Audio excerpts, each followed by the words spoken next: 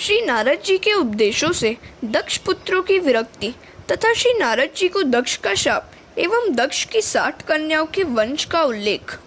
जब दक्ष के सभी पुत्र प्रवृत्ति मार्ग की ओर से भ्रष्ट हो गए तो उन्होंने 10,000 पुत्र और उत्पन्न किए। वे भी नारद जी के उपदेश के निवृत्ति परायण हो गए।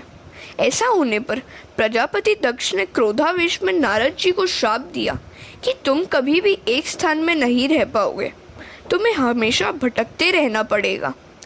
नारद जी ने दक्ष के शाप को स्वीकार किया और दक्ष से कहा, मैं तुम्हें शाप के बदले में वरदान देता हूँ कि तुम्हारे घर बहुत सी पुत्रियाँ उत्पन्न होंगी, अतः संन्यास उन्हें देने का प्रश्न ही नहीं रहेगा। नारद जी ने दक्ष को आशीर्वाद दिया। जो शाप का बदला आशीर्वाद से दे वही संत है। सहनशीलता का निर्वाह ही साधुता है। सहन करना तो संतों का धर्म है। जड़ चेतन सभी में जो ईश्वर का अनुभव करता है उसके मन में राग द्वेष कभी उत्पन्न नहीं होते। ब्रह्मा ने सभी इंद्रियां बहिर्मुख बनाई हैं। ये इंद्रियां जब अंतर्मुख हो जाती हैं तभी आनंद की प्राप्ति होती है और तभी जीव और शिव का मिलन भी होता है। जब तक भाम्य द्वार बंद नहीं करोगे तब तक अंतस के द्वार खुल नहीं पाएंगे। सुखदेव जी वर्णन करते हैं, राजन, फिर आगे चलकर दक्ष के घर 60 कन्याओं का जन्म हुआ। इनमें से अदिति के घर 12 संतानें हुई। इनमें से एक का नाम था त्वष्टा। इस प्रजापति त्वष्टा के पुत्र उत्पन्न हुआ विश्वरूप।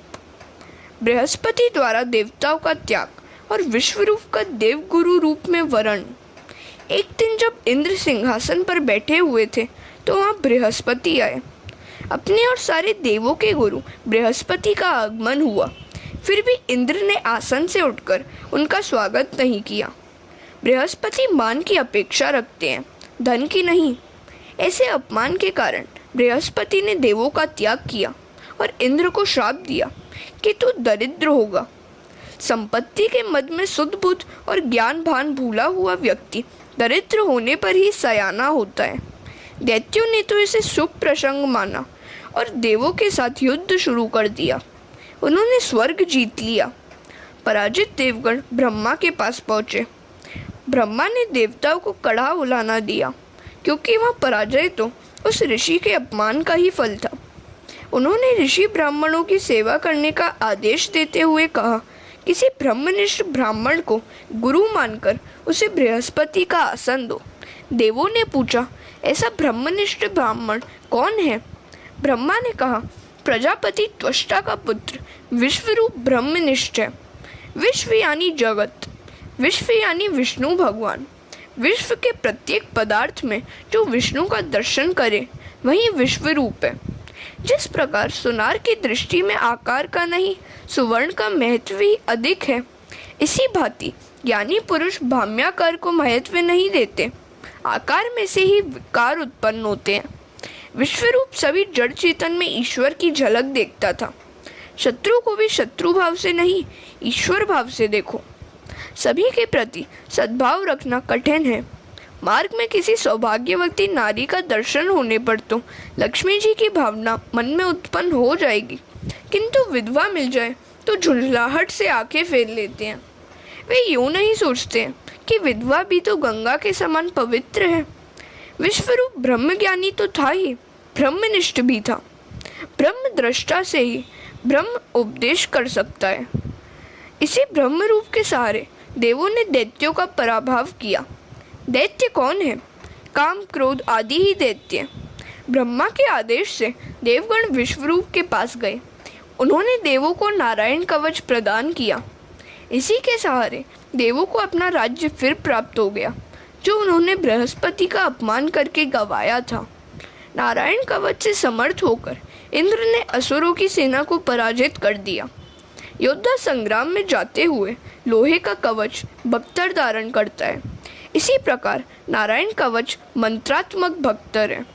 इस मंत्र का जप करने वाले को चाहिए कि वह पहले अड़ंगन्यास करे, करन्यास करे। शरीर के प्रत्येक अंगों का न्यास करके इस मंत्र का जप करना है, जो नारायण कवच कहलाता है। जल के अंदर रहने वाले जलचर जंतुओं से और वरुण के पास से मत्स्य मूर्ति भगवान मेरी रक्षा करें। माया से ब्रह्मचारी रूप धारण करने वाले वामन प्रभु भूमि पर भी मेरी रक्षा करें। आकाश में विश्व रूप त्रिविक्रम प्रभु मेरी रक्षा करें।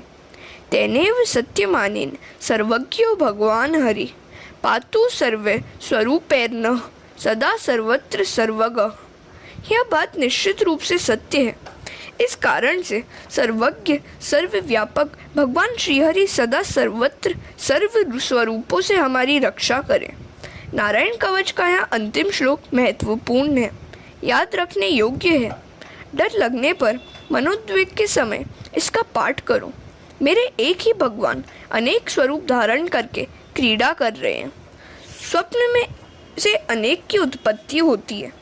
स्वप्न का साक्षी कल्पित होता है। जागृत अवस्था में जो कुछ भी दिखाई देता है वह सब एक में से ही निष्पन्न हुआ है। जब तुम ऐसा मानोगे कि सारा जगत ईश्वर रूप है, तभी तुम निर्भय हो सकोगे। हरे कृष्ण।